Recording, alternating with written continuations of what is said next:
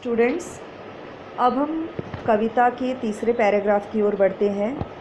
जाणावया दुर्बलांचे दुःख आणि वेदना, तेवत्या राहो सदा रंध्रातुनी संवेदना। जाणावया दुर्बलांचे, दुर्बल मतलब जो गोरगरीब हैं, जो पीड़ित लोग हैं, उनका जो दुख है और वेदना, जाणावया मतलब समझना। तेवत्या राहो सदा रंध्रातुनी संवेदना। तेवत्या मतलब जलते रहना, सदा मतलब हमेशा, रंध्र मतलब नसों में, और संवेदना का मतलब होता है भावना। यहाँ पे इसका मतलब यह है कि जो गोर गरीब लोग हैं, जो पीड़ित लोग हैं, उनकी जो वेदना है, उनका जो दुख है, उनकी जो परेशानियाँ हैं, उसे समझने की भावना, संवेदना हमेशा मेरे नस नस में आग की तरह जलती रहे। धमनातल्या रुधिरास या खलभेदण्याची आस दे, सामर्थ्य या शब्दांस आणि अर्थ या जगण्यास दे। धमनातल्या मतलब नसों में, इसके पहले जो लाइन था उसमें रंध्र शब्द आया था। तेवत्या राहो सदा रंध्रांतुनी संवेदना। रंध्र का मतलब भी नस होता है, धमना मतलब भी नस होता है। धमनातल्या रुधिरास, रुधिरा मतलब रुधिरास मतलब खून, रक्त, या खल, खल मतलब दुष्ट, दुष्ट लोग जो होते हैं, जो इस समाज को, संसार को भ्रमित कर रहे हैं, ऐसे लोग। भेदण्याची, भेदणे मतलब विनाश करना, उनका नाश करना। आस दे, आस दे मतलब प्रेरणा दे। तो यहाँ पे कवि गुरु ठाकुर कहते हैं कि मेरे नसों में जो मेरा बहता खून है, उसे इतनी शक्ति दो, इतनी प्रेरणा दो कि जो दुष्ट लोग हैं, जो इस समाज को, जो इस संसार को भ्रमित कर रहे हैं, मैं उनका नाश कर सकूं।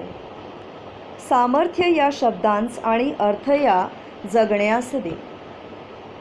सामर्थ्य मतलब शक्ति।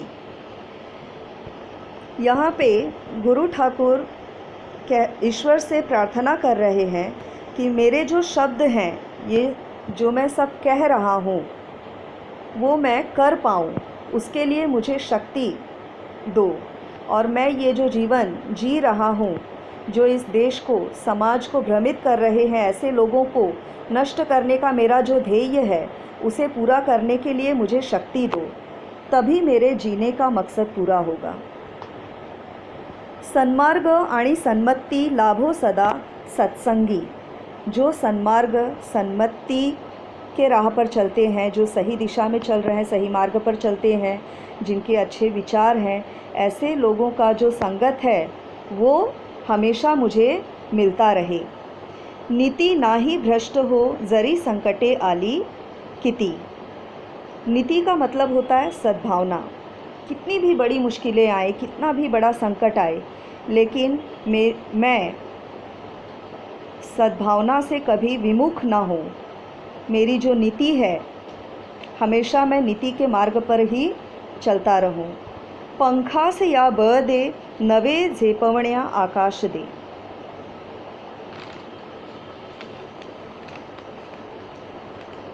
यहाँ पे कवि गुरु ठाकुर कहते हैं कि मुझे इतना बल दो, मुझे शक्ति दो कि मैं अपने पंख को फैला सकूं, और अपने जो मेरे, यहाँ पे पंखों का मतलब है मेरे जो विचार हैं, मेरा जो कर्तव्य है, उसको नई ऊंचाई तक पहुँचाने के लिए मुझे शक्ति दो, बल दो।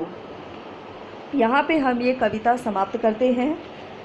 स्टूडेंट्स, आप सभी लोगों को यह कविता आपके ट्यूशन बुक में लिखना है। कविता के नीचे जो शब्दार्थ दिया गया है, वो भी आपको लिखना है। धन्यवाद।